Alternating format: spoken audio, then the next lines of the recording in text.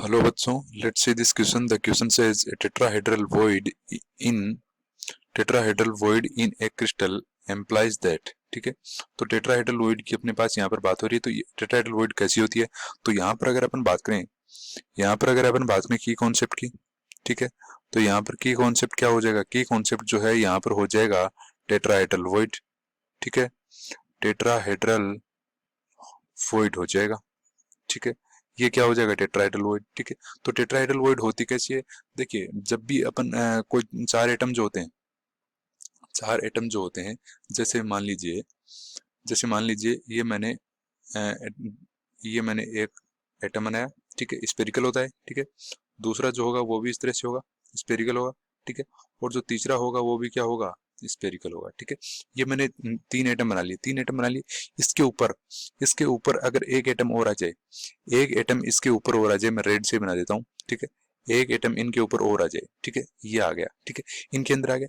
इनके अंदर आने के बाद इन तीन और एक, ये चार हैं. चार एटम के जो बीच में जो स्पेस रह गया, उसको बोलते हैं टेट्राहेड्रल वॉइड. क्या बोलते हैं? टेट्राहेड्रल वॉइड बोलते हैं. ठीक है, टेट्राहेड्रल वॉइड बोलेंगे. ये जो चार एटम इसके अंदर रह गया, यहाँ पर ये जो चार एटम के जो बीच में है, उनके बीच में जो स्पेस रह गया, वो उसको बोलते हैं वॉइड. वो क्या होती है? टेट्राहेड्रल वॉइड होती है.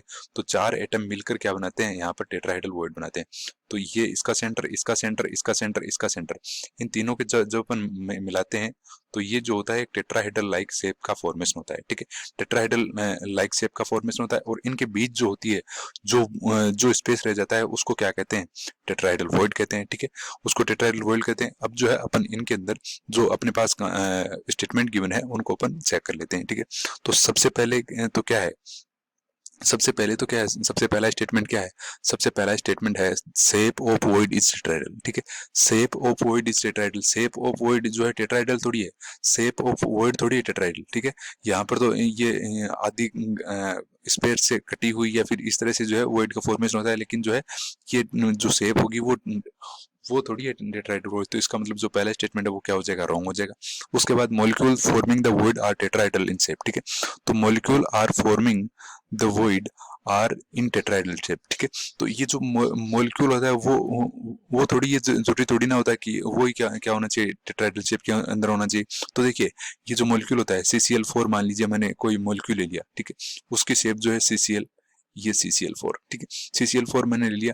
ये चार एटम तो यहाँ पर मिल गए. ठीक है, ये चार Cl तो यहाँ पर हो गए. ठीक है, ये चार Cl हो गए, लेकिन बीच में क्या आ गया? कार्बन आ गया. कार्बन की भी तो कोई शेप होगी. तो ये कोई वॉइड थोड़ी है, ये तो ऑक्यूपाइड स्पेस है. तो इसका मतलब जो सेकंड ऑप्शन है वो भी क्या हो जाएगा? इनकरेक्ट हो जाएगा. ठीक है, उसके बाद जो थर्ड स्टेटमेंट है वो क्या है?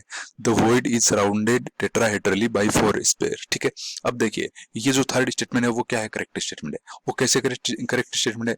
द वॉइड इज सराउंडेड, ये टेट्राहेड्रल वॉइड है. ठीक है, ये जो वॉइड थी ये क्या है? Tetrahedral void. ठीक है, बिल्कुल है. ठीक है, surrounded by tetrahedrally by 4 atom, 4 sphere. ठीक है, एक स्पेयर, दो स्पेयर, तीन स्पेयर, और एक ये रहा फोर्थ स्पेयर.